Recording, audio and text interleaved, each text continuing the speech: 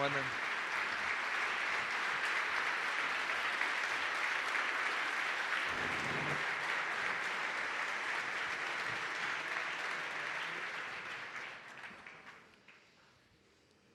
Bueno, Se quedaron todos hasta el final, muy bien. señor presidente, usted convoca mucho a la audiencia. Bueno, muy buenas tardes, señor presidente, muchas gracias por acompañarnos. Quiero darle la bienvenida en nombre del directorio de IDEA, en nombre del comité coloquio y en nombre de esta concurrida audiencia de los participantes. Gracias por acompañarnos para el cierre de este coloquio. La verdad que fue un coloquio, 2 días muy intensos. La idea es esto, que no sea visto, pensado, un formato de una entrevista periodística, no cumplimos ese rol. O sea, no es verdad que se entrenaron con Longobardi toda la tarde. No, Lejos lo de observamos. Sacamos algunos consejos de la nata de ayer y otros de Longobardi, pero no, la idea es una charla y hacer un recorrido por estas 5 plataformas de transformación, esta idea de la transformación cultural, esas 5 plataformas que se fueron integrando y realmente un recorrido circular, un viaje, diría, muy testimonial. La idea es continuar desde esa perspectiva, transformación desde uno mismo, transformación con valores, mucho foco en la justicia, en el financiamiento de la política, transparencia de los actos de gobierno, la ética empresarial. Tocamos también la integración social, la diversidad de género, la diversidad generacional, como una plataforma clave de transformación del país. Tocamos también la integración al mundo, los fenómenos geopolíticos, las disrupciones y, por supuesto, también la transformación que pasa por la generación de empleo en un contexto donde las disrupciones tecnológicas, pero también la productividad, la competitividad, salir al mundo, la innovación son claves. Así que ese es más o menos a grandes rasgos el recorrido que hicimos en estos 2 días y nos encantaría con usted poder recorrerlos y tener la visión de nuestro presidente. Y por ahí una primera pregunta para disparar es, señor presidente, usted, y Gastón habló de testimonios, usted ha pasado a lo largo de su vida por grandes transformaciones. Hace más de 30 años empezó siendo empresario, después fue presidente de uno de los clubes, siendo de San Lorenzo, iba a decir emblemático, más emblemáticos, no más importantes, del país. Después fue jefe de gobierno de la ciudad más grande y ahora es el presidente de la Nación. ¿Qué transformación pasó por su vida? ¿Qué quedó del Mauricio Macri empresario y qué soy? Buena pregunta. Yo diría que uno va acumulando experiencias, va aprendiendo. Yo siempre digo que la solución para ser eternamente joven es siempre tener capacidad de aprender. Cuando vos ya no sentís que no podés aprender más nada o que no querés aprender más nada, es que estás complicado. Y yo diría que lo más importante que me pasó a lo largo de toda esa trayectoria, recorrido, es que fui aprendiendo cada vez más a ponerme en el lugar del otro, a entender qué es lo que le pasaba a la persona con la que tenía que tratar, qué es lo que sentía, qué es lo que veía, y sobre todo en esta última etapa, entender qué es lo que siente, qué es lo que espera aquel que menos tiene, pero no solo de patrimonio, sino de herramientas para salir adelante, ¿no? Y ver cómo entender la manera de ayudarlo y permitirle ser protagonista, que es lo que creo que estamos como empezando a descubrir en la Argentina, ¿no? Que hay que alejarse del escepticismo, de este pesimismo crónico, de creer que somos parte del problema y no parte de la solución. Y eso lo que trae es esperanza y eso es una energía que si le agregamos confianza se multiplica y nos va a permitir construir todas esas cosas que sentimos que llegó la hora de hacerlas y realmente no resignar nunca más los sueños, que los sueños sean parte de nuestra vida y su realización el camino a la felicidad. Entonces lo que yo digo que más me ha enseñado ese recorrido en la vida es tratar de entender qué es lo que el otro está pensando, porque es siempre fácil decir yo pienso de esta manera y tomalo, dejalo, pero en esto que me ha tocado a mí llevar adelante me ha enriquecido mucho eso y por eso sigo visitando a la gente en su casa, lo hago permanentemente, aún de presidente, porque sigo aprendiendo, sigo tratando de entender en qué parte por ahí no entienden por dónde vamos, porque claramente acá estamos en una élite dentro de la Argentina, en preparación, en formación, entonces se puede entender modelos macro, aplicaciones micro, pero el ciudadano promedio tiene por ahí más sentido común que muchos del círculo rojo, pero no tiene todas las herramientas para decidir. Entonces uno tiene que tratar de llevarle a él en su idioma y en sus digamos, entendimientos, qué es lo que estamos haciendo y para qué lo estamos haciendo. Así que creo que, porque de eso se trata, el país no lo vamos a hacer ni un presidente, ni un gobierno, ni un grupito, el país lo hacemos todos los días. Y es importantísimo que recuperemos esas ganas de ser protagonistas. Usted no iba a preguntar esto, pero la dejó ahí un poco picando, ¿no? ¿Qué es el círculo rojo? Por eso es que ya se había entendido que era el círculo rojo. Está también la lista de los acá son todos del círculo rojo, no hay ninguna duda. Hay algunos que son más jefes que otros. No, es la gente políticamente involucrada, que lee los diarios todos los días, que participa activamente, que discute las propuestas, los proyectos, las ideas. Eso. Es aquella que está en el run y que siempre intentan tallar en la opinión y que cuanto más grande es el círculo rojo de un país, más potente es el país, ¿no? Y cuanto más independiente es el círculo rojo, cuanto más coraje tiene para expresar sus ideas sin tenerle miedo a las consecuencias, más sólida es la institucionalidad de un país. O sea que no tiene una acepción negativa de por sí, digamos. No, para nada, para nada. Todos los países del mundo los tienen. Es la gente que participa más activamente, que se envuelven en la discusión y que pueden ser los que conducen las universidades, las empresas, los que están en política, los jueces que se ocupan, además de su rol de ver cómo funciona el sistema. O sea, creo que es un conjunto que son decenas de miles de personas. Presidente, usted recién hablaba del contacto con la gente, ¿no? Que eso había sido vital en este proceso de transformación. ¿Y qué siente cuando ve a veces algunos de los amigos periodistas o en los medios que ponen, bueno, es el presidente de los ricos, se gobierna para los ricos, no para los pobres? ¿Cuál es su reflexión al respecto? Que fue la forma de intentar descalificarme cuando empecé a hacer, digamos, trabajo público, servicio público. Ya en Boca mismo, ya cuando me tocó enfrentarme a Heller, que desde ahí ya lo he tenido siempre enfrente. y él ya empezó con que iba a privatizar a Boca, que iba a hacer Boca para unos pocos. Y bueno, y Gastón acá lo puede afirmar, vos te lo perdiste por ser de San Lorenzo, yo no quise decir nada pusimos a Boca en el número 1 del mundo y fue el club, creció, se fortaleció, pero San Lorenzo siempre dio más alegría. Es nuestro papá, sí, eso dicen ustedes. Sí.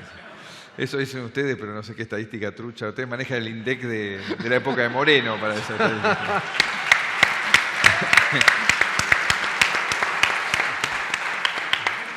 Pero la verdad que y después cuando fui a la ciudad era lo mismo.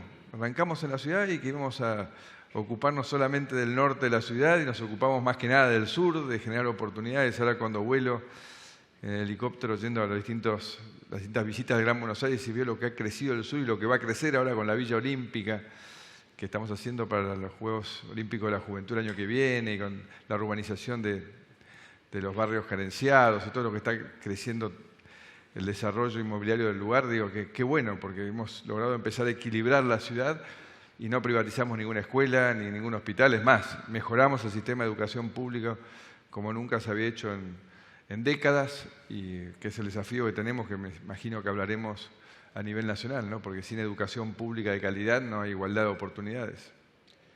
Antes de saltar a las otras plataformas, yo en mi larga trayectoria de periodista, que tiene estas 15 minutos, tener al presidente en mi primera entrevista es un lujo. Pero quiero volver a esa idea, y es una pregunta que tengo. ¿Un momento que usted sintió que podía ser presidente o que quería ser presidente? ¿Una visión, un momento clave, o fue una construcción a lo largo del tiempo que se fue dando en algún momento de los últimos años? apenas gané en Boca, mucha gente se acercó y me dijo que me tenía que dedicar a la política. Y personas que me sorprendían me decían, vos vas a ser presidente.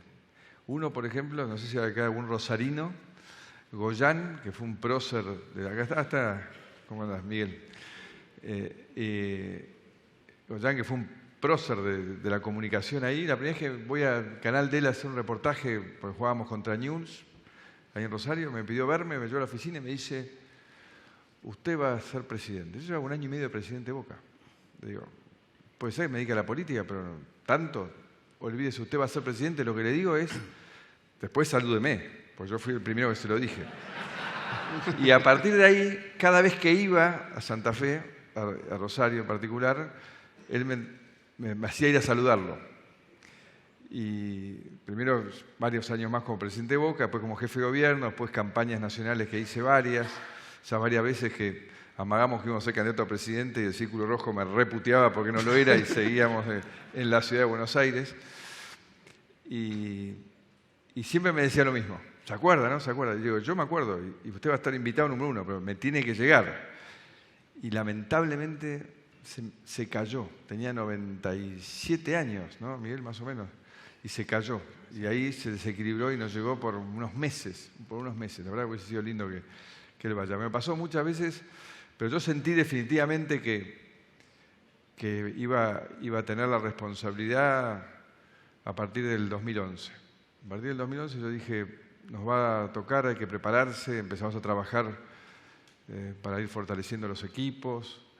Después vino la Fundación Pensar, que arrancamos con Pancho y todos los muchachos, y me terminó de confirmar todo cuando apareció Juliana, pues yo dije, la única explicación de que esta mujer se enamore de mí y quiera compartir esta vida, que la verdad que no es muy agradable para compartir, por la política es muy demandante, es que Dios me mandó un refuerzo para que llegue con energía. Así que ahí dije, definitivamente. Esa explicación no me la aceptaba mucho cuando la daba, pero yo estaba convencido que tenía que ver con eso. Presidente, retomando un poquito la agenda del coloquio que mencionaba Gastón, en IDEA el tema de las instituciones, los valores, siempre ha sido una preocupación, una ocupación, y venimos trabajando bastante en esto. El año pasado hablamos de la anomia, en una sociedad que ha perdido muchas veces las reglas, los valores. ¿Cómo se gobierna un país con esta laxitud que hay en la sociedad y que hay que reconstruir?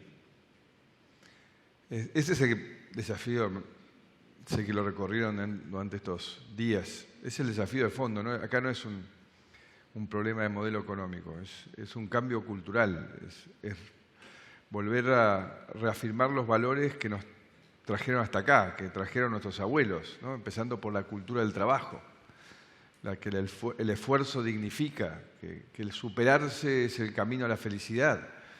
Las cosas que son básicas, pero que el populismo fue alterando en la cabeza de la sociedad y que puso en crisis. Yo creo que hoy esta energía que se respira, esta esperanza que se respira en la Argentina está basada en eso, basada en sentir que tenemos una oportunidad y que la forma de realizarla y dejar de ser el país de las potencialidades para ser un país de realidades es que cada uno asuma su lugar de protagonismo y que cada uno todos los días se levante pensando cómo se va a superar, cómo voy a mejorar, de qué manera puedo hacer las cosas mejor, ¿no?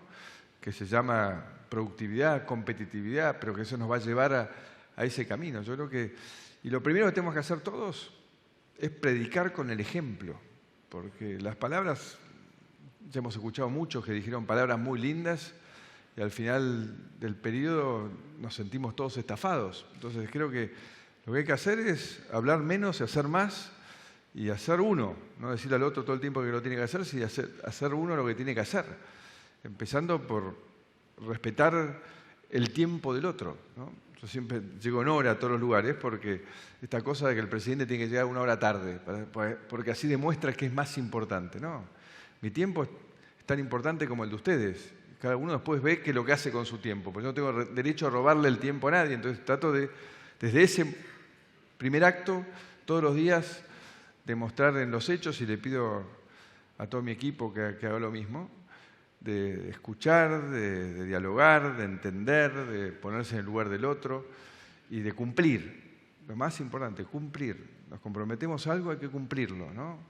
Y eso es lo que estamos intentando y creo que está empezando a generarse una ola positiva, dándose cuenta que si apostamos a eso, que lo escuchamos en casa, es lo que nos va a llevar por el camino correcto. En este país sobra talento, sobran recursos naturales de todo tipo. Lo que nos ha faltado es entender que la cultura de la viveza criolla mal entendida, del atajo, de que siempre gane el que hace trampa al sistema, nos ha arruinado a todos, porque no se puede ser feliz en una sociedad donde tenés 1/3 de la población en la pobreza.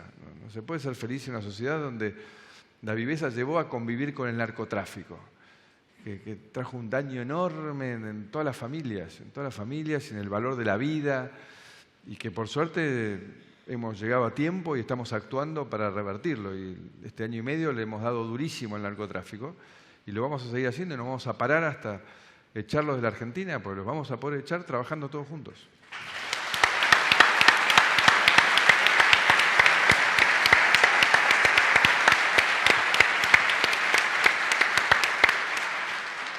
En esta línea de la transformación cultural que usted estaba hablando y de este camino por delante, más específicamente, ¿cuál es la expectativa sobre el rol de los empresarios del sector productivo? Estos días conversamos mucho también sobre esas perspectivas. Yo te voy a hacer una vuelta más larga. ¿Cuáles son la mayoría de las provincias que más han generado empleo privado en estos 20 meses? Entre la mayoría de las provincias están las del norte. Catamarca es la provincia que más empleo privado generó, alrededor de la obra pública, las economías regionales. Jujuy está viviendo un despertar en base a que puede ser un enorme protagonista mundial en energía solar. Tenemos unas reservas de radiación más importantes del mundo, ya arrancó a 4.000 metros de altura. Gerardo Morales tiene el desafío de cumplir los plazos que se comprometió frente al ministro Aranguren para llevar los primer 1.200.000 paneles solares, creo que va a llevar.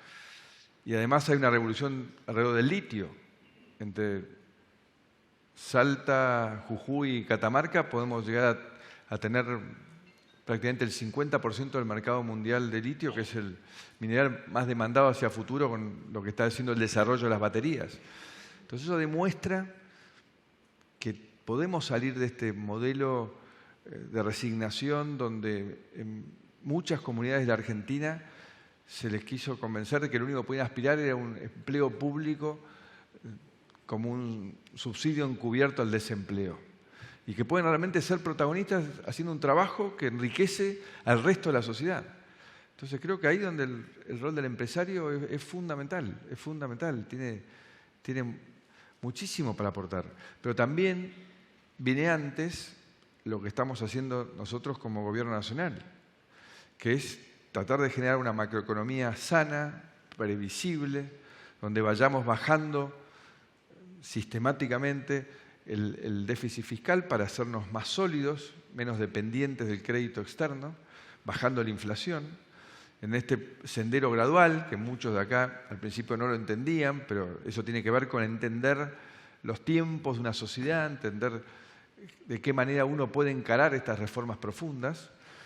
Y después, por supuesto, un plan de infraestructura agresivo como el que hemos encarado, porque lo que no podemos sacrificar es tener las herramientas para poder crecer. Entonces necesitamos una infraestructura que nos conecte físicamente con las rutas, las autopistas, los aeropuertos, los puertos, la energía, pero también en forma virtual. Entonces estamos trabajando para la Argentina digital, en el cual tenemos como desafío incorporar 2 millones de hogares a que tengan internet que hoy no tienen. ARSAT empezó con 1.400 localidades, generalmente muy pequeñas, pero son 3.500 que suman esos 2 millones de hogares y estamos buscando de qué manera poder acelerar ese proceso.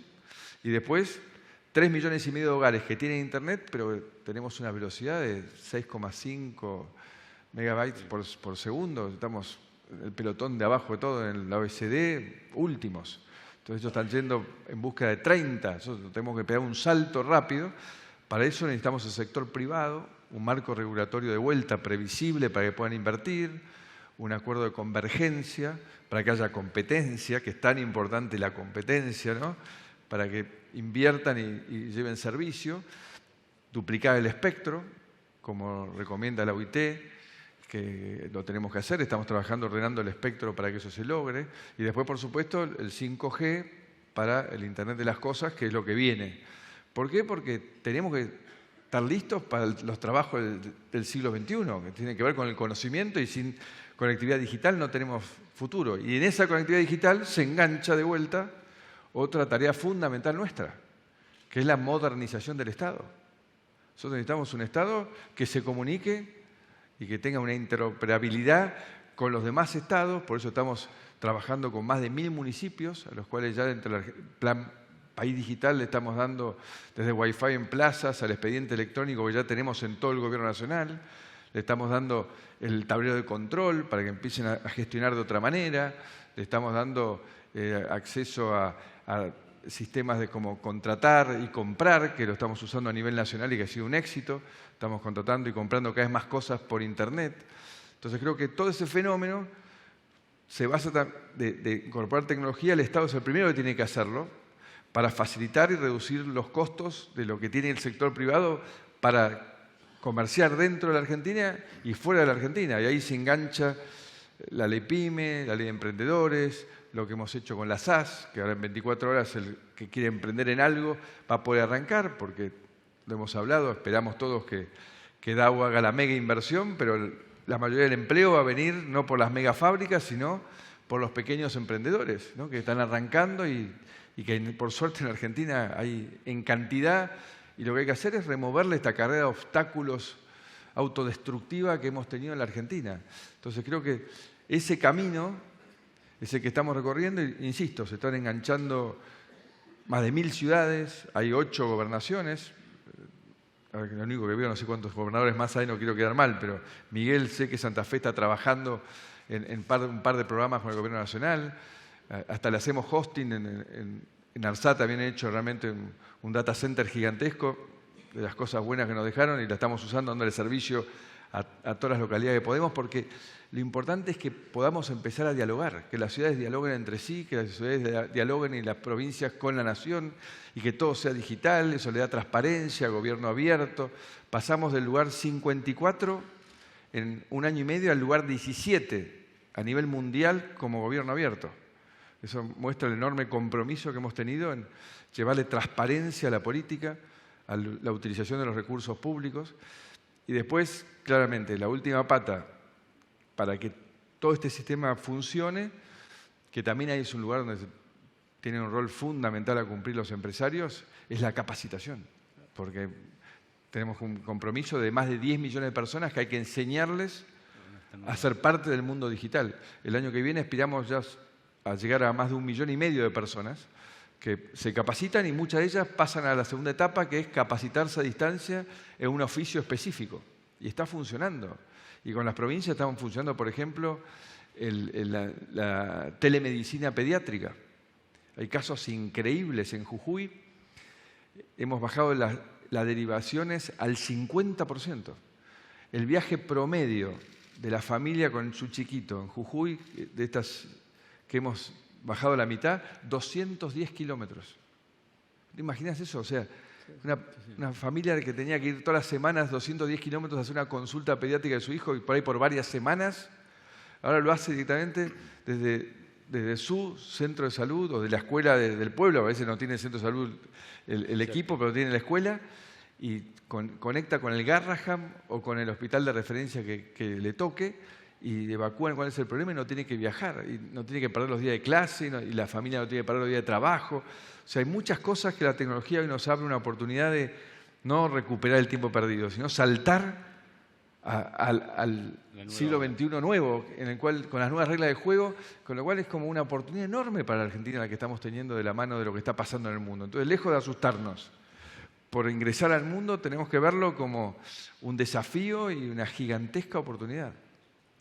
Presidente, cambiando un poco la temática, uno de los temas que recorrimos en el coloquio, y recién tuvimos un panel sobre la justicia.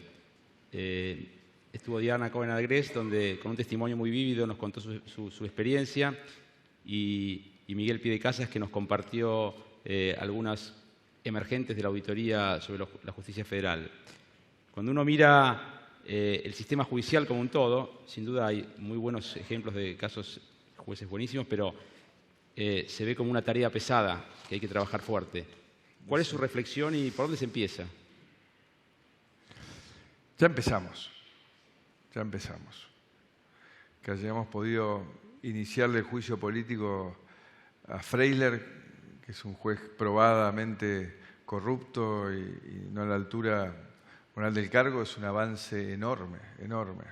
Que hayan también renunciado varios otros jueces, es un avance enorme. O sea, eso me muestra que el Consejo de la Magistratura ha dejado de especular políticamente y ha empezado a actuar de acuerdo a valores, que es lo que todos queremos. Ahí claramente, además tenemos un ejemplo cercano que nos está levantando la vara, que es Brasil. Yo, además de ser un fanático de Brasil, soy el único argentino que creo que cuando pierde la selección vota por Brasil en el Mundial, pero no me resigno a convencer a alguno más. Brasil, en el corto plazo, ha vivido un infierno, pero ha sentado bases impresionantes para el mediano y largo plazo. Hoy tiene un sistema institucional muchísimo más sólido, con una justicia absolutamente independiente, que no tolera ninguna violación de la Constitución Nacional, que no hay especulación política, a ver quién va a ganar, entonces me acomodo. Ahí no les importa si son presidentes, expresidentes o lo que sea. Y eso es a lo que tenemos que aspirar todos acá. No podemos aspirar a menos, porque si no, todo este trabajo que estamos haciendo, todo este esfuerzo que estamos haciendo, no tenemos garantía alguna de que no vuelva atrás. Lo único que te garantiza que no vuelva atrás es si tenemos una justicia que hace respetar la ley, que hace con claridad uso de la ley para que todos tengamos que cumplirla. Y cuanto más poderoso, más le tiene que caer el peso de la ley si la viola, no menos, es al revés.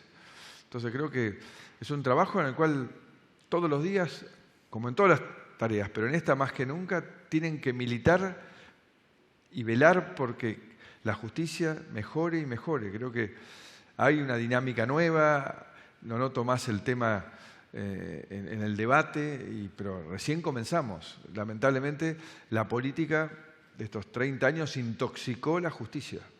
Antes la justicia era como una familia separada de la política. En los últimos 30 años se mezcló.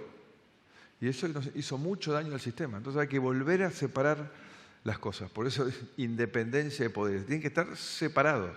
No pueden ser esta cosa de que todo se habla, ¿no? Los jueces tienen que, algo escrito ahí, tienen que aplicarlo. Y la verdad lo que tienen que hacer es cada vez que hacen respetar la ley, más respetan a aquel que menos tiene. Porque no hay nada más solidario en una sociedad que respetar la ley. Cuando usted nombraba a Brasil, cuando se compara Brasil con Argentina, es como la sensación, o la realidad es que ha ido mucho más rápido ese proceso de investigación, juzgamiento, lucha contra la corrupción en Brasil. ¿Por dónde pasan las barreras para lo cual en Argentina pareciera que fuera mucho más lento esto que usted decía? Y porque Brasil está cosechando una reforma que hizo en la forma de designar los jueces y una apuesta hace 15, 20 años. Y de golpe cosechó. Entonces acá tenemos que sembrar.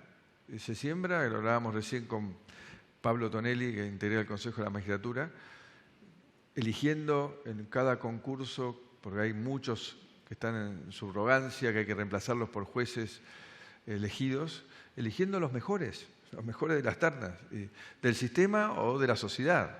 Y no una cosa cerrada y que se rosquea y termina ganando el 18º que pasa en un malabarismo a tercero, que es lo que hemos visto durante muchos años. Entonces yo creo que eso es a lo que tenemos que apostar, y que los jueces no tienen que ser amigos de los políticos. Los jueces tienen que ser amigos de la ley y ser orgullosos de que la sociedad los respete. Cuando yo veo hoy el nivel de descrédito que tiene la justicia frente a la sociedad, a mí me duele porque para mí la institución del juez es algo importante. A mi hija mayor, cuando me rechazó ingeniería, le dije, ¿por qué no sos jueza? Porque uno siempre siente que como un juez es algo maravilloso, debe ser tener que uno asumir el rol de juzgar los actos de otros, ¿no? Y entonces, eso tiene que volver a ser algo realmente que esté asignado a gente de probada capacidad y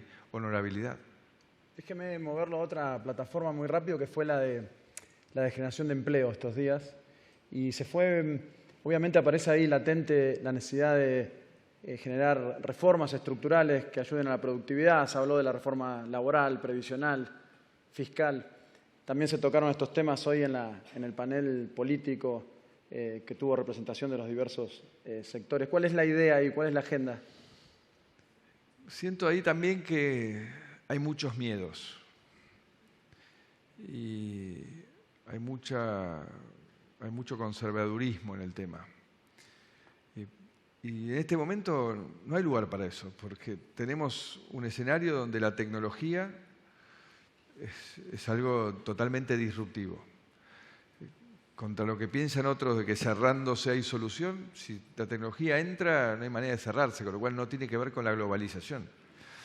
Entonces es un momento en el cual hay que entender que si no nos abrimos, comparamos, miramos, la ventaja que tenemos hoy de habernos quedado en un pelotón más atrás es que podemos mirar las demás experiencias y decir, bueno... Dar el salto de rana. Y damos el salto habiendo no tenido que recorrer nosotros el camino de prueba y error. Entonces yo lo que espero, como lo hemos logrado ya en varios sectores, ¿no? Lo hemos logrado en la automotriz, en la energía, lo estamos logrando en la carne, lo estamos logrando en la leche, esperamos lograrlo en la foresto-industria, estamos trabajando con la pesca y vamos a seguir sector por sector intentando que todos entendamos que de vuelta volvemos al principio. Ya como yo le digo, no sé si se fueron los compañeros sindicalistas, pero el general Perón decía, la estrella polar de un país es la productividad, ¿no? Y otra cosa que decía es, cada argentino tiene que generar por lo menos lo que consume. Y con esas dos verdades, hay que sentarse en una mesa y darse cuenta de qué manera vamos a defender el trabajo. El trabajo no lo defendemos si seguimos levantando lo que llaman conquistas en contra de la productividad. Ahí lo que hacemos es ir perdiendo lentamente los que tenemos y condenar a todos los que están afuera. ¿Qué es lo que ha pasado? Tenemos un porcentaje de los más elevados del mundo de trabajo no formal.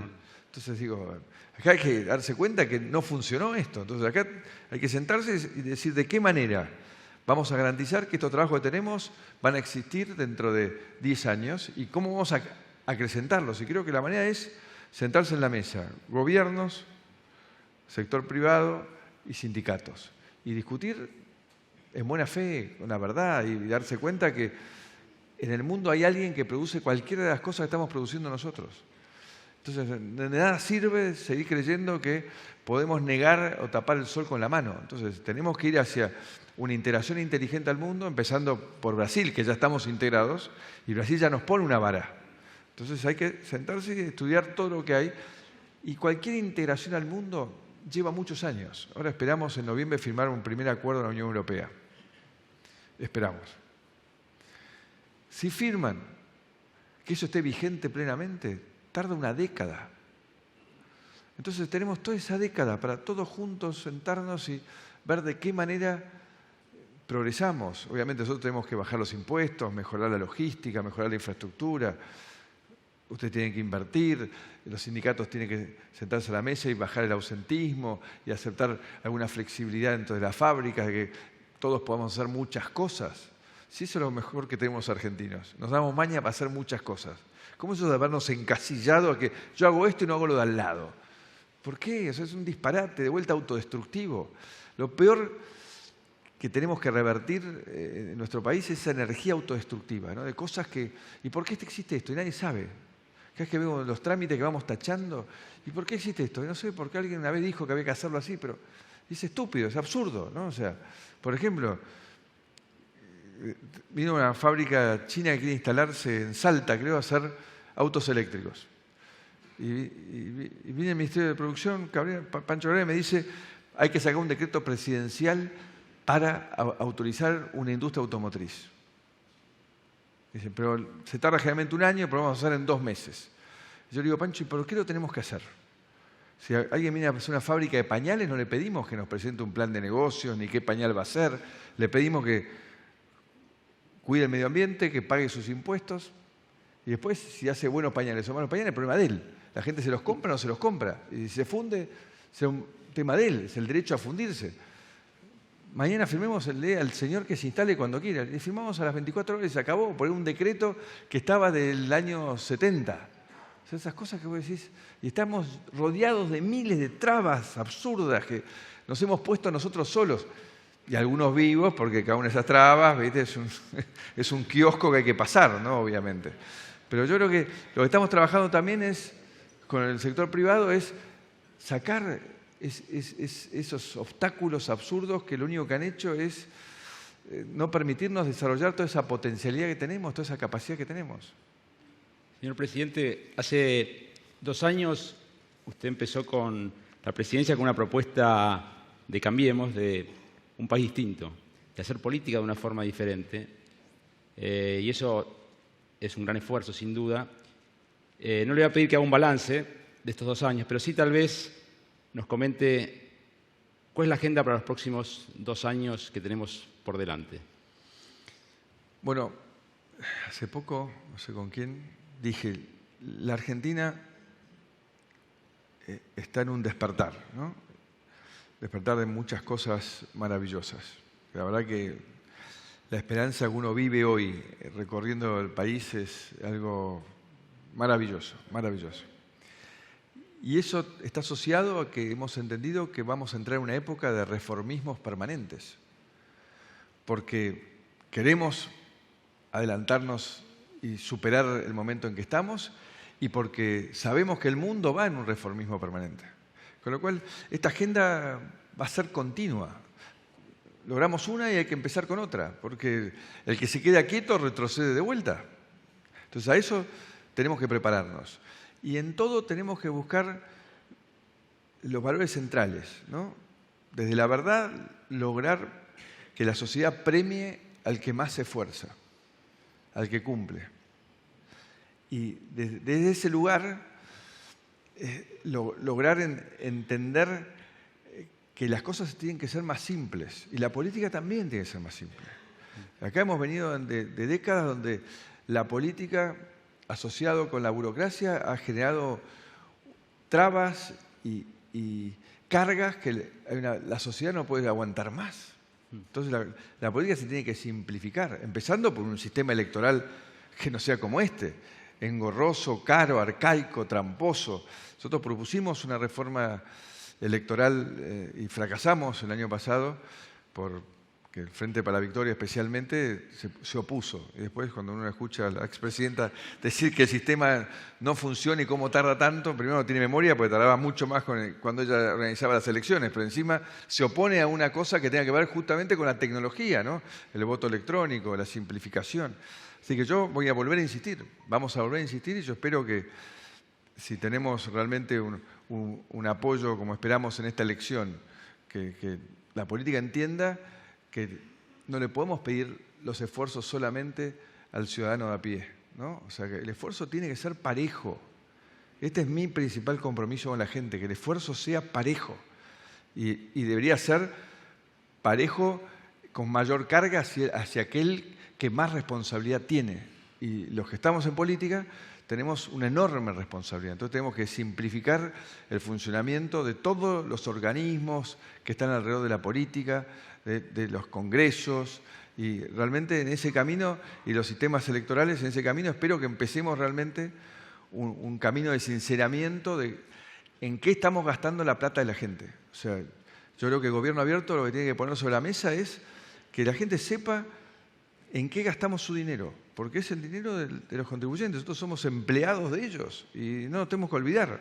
O sea, y el día de mañana el que venga acá tiene que entender que se levanta a la mañana pensando qué puedo hacer hoy para ayudar a que un argentino más tenga otra oportunidad. Usted nombró y lo he escuchado otras veces, a Perón y algunas referencias. Claramente usted proviene de un partido no tradicional, ¿no? En Argentina un partido nuevo. ¿Cómo se lleva con ese Perón, con el peronismo? ¿Qué significa en en su evolución política, en sus ideas. Yo me llevo bien con el último Perón. El último Perón, que lamentablemente no le dio el tiempo, él venía ya con otra visión distinta. Él venía con una visión justamente más aperturista, más integradora. Justamente él hablaba de resolver los problemas de las diferencias que había habido en la grieta de aquella época. Pero bueno, los tiempos no dieron y al final fue todo mucho peor, ¿no? Porque eso sucedieron episodios trágicos de nuestra historia.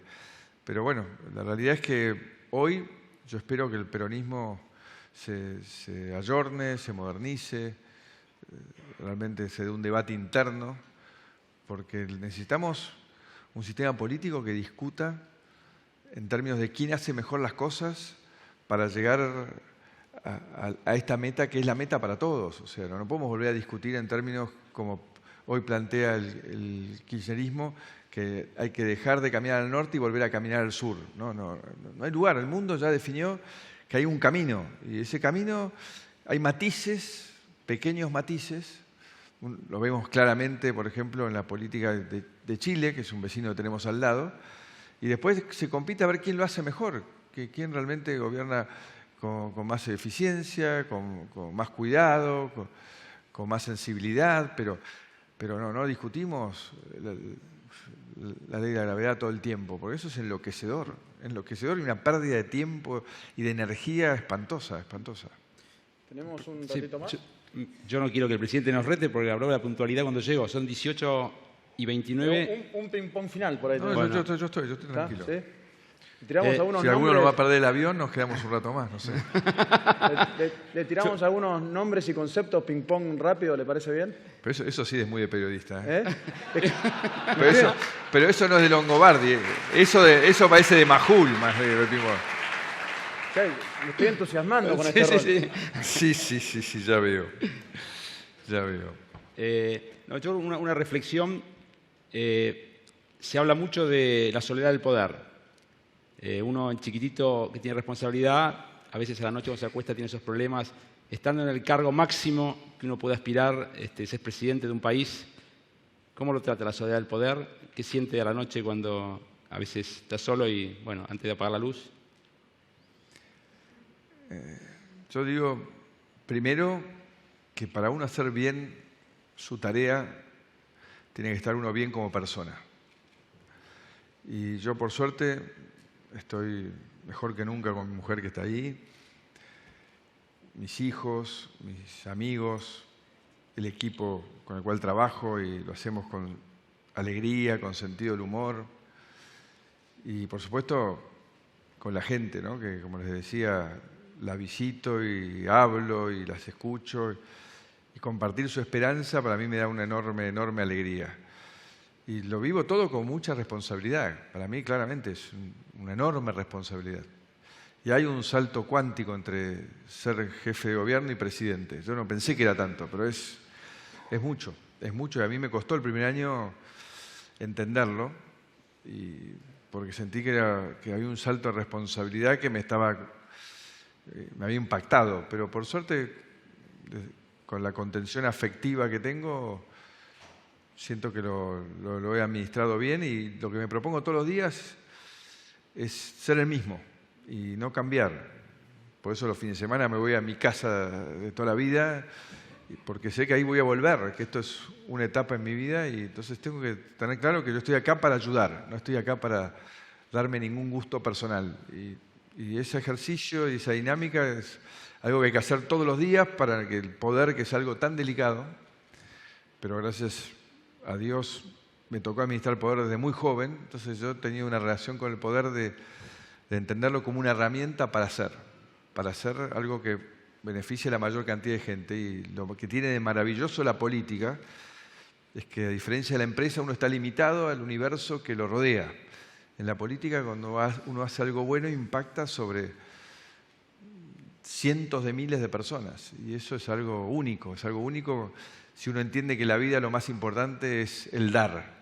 Si vos entendés que el camino a la felicidad está ligado mucho más que nada a que vos tengas capacidad de dar. La política te da esa oportunidad todos los días. Así que yo le agradezco a Dios y a los argentinos que me hayan dado la oportunidad de darles todo lo que tengo dentro de mi cabeza y de mi corazón para tratar de ayudarlos a salir adelante, de años que han sido difíciles, años que han sido muy difíciles, pero hoy estoy más convencido que nunca que hemos emprendido un camino, que es recién el comienzo, que tenemos que dar muchas batallas todos los días, especialmente contra algunos que todavía creen que tienen derecho a utilizar el poder en beneficio propio a costa de los demás. Y esa es una batalla que tenemos que seguir dando, porque todavía claramente hay lugares donde esa situación se genera.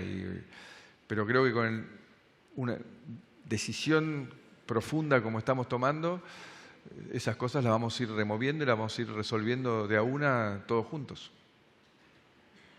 No sé si nos quedan algunos minutos más, pero quizás un mensaje final, señor presidente, para los empresarios que estamos acá.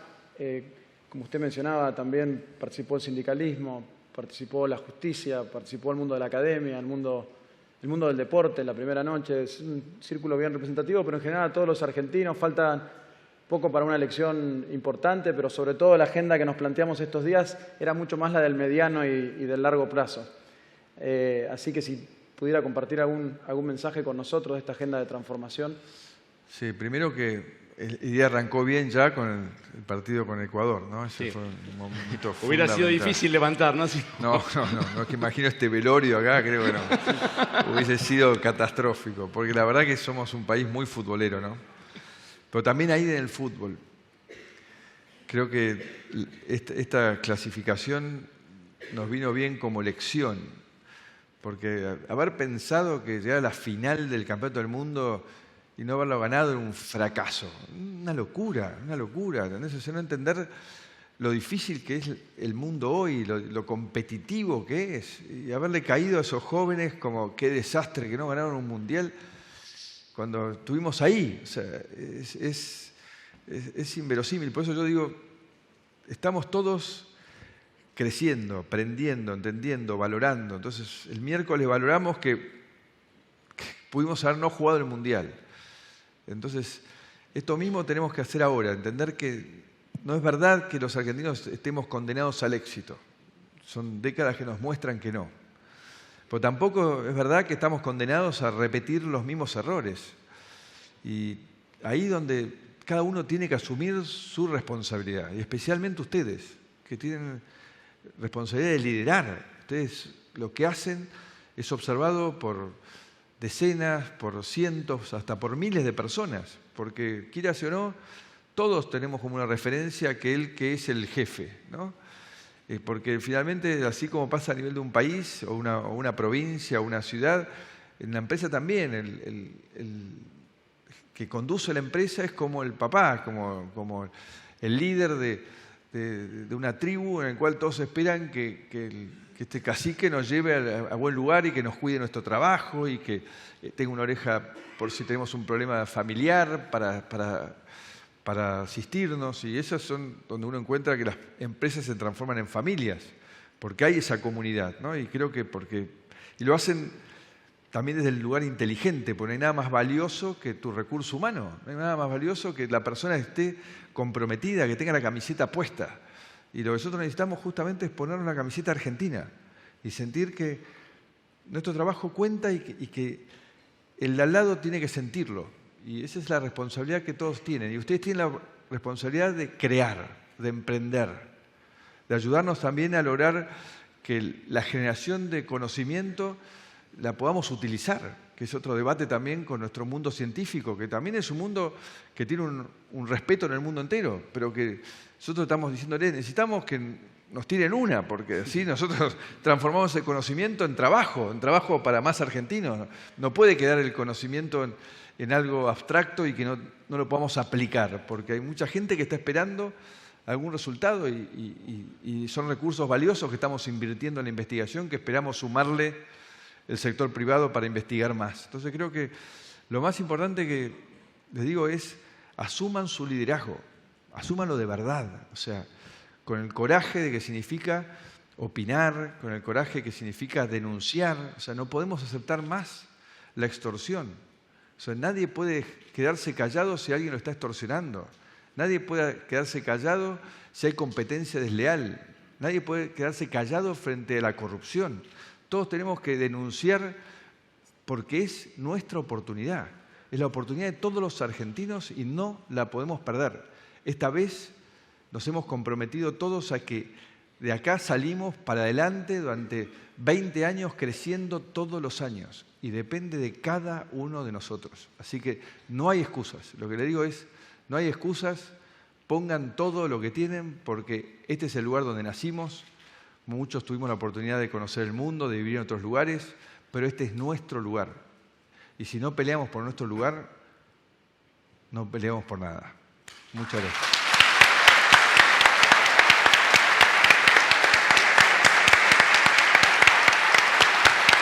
Presidente, antes de despedirlo, empezamos con el fútbol y termino con el fútbol. La cancha de Boca no sirve para la selección tampoco. Muchas gracias. Muchas gracias.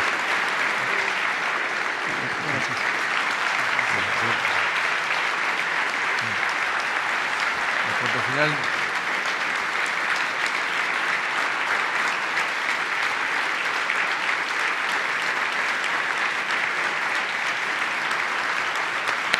Muchas gracias. Ustedes, señor. Bastante bien para el debut. Despedimos al señor presidente de la Nación, Mauricio Macri, y a su esposa Juliana Aguada. Una vez más con un fuerte aplauso. Gracias. Gracias, presidente.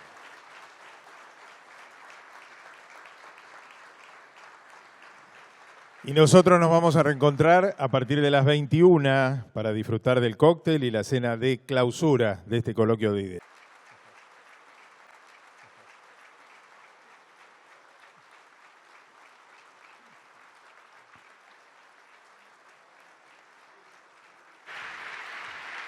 ¿Cómo andan?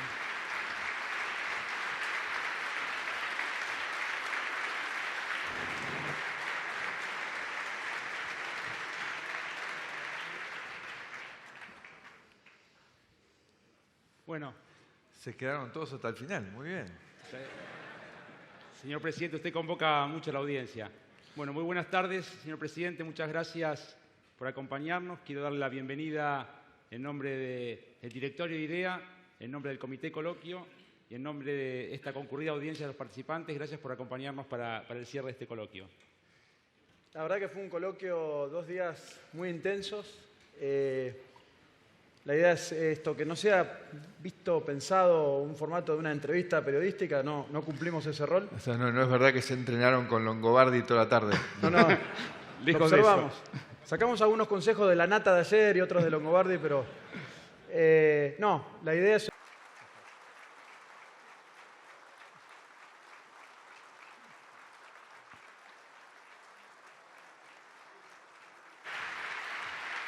¿Cómo andan?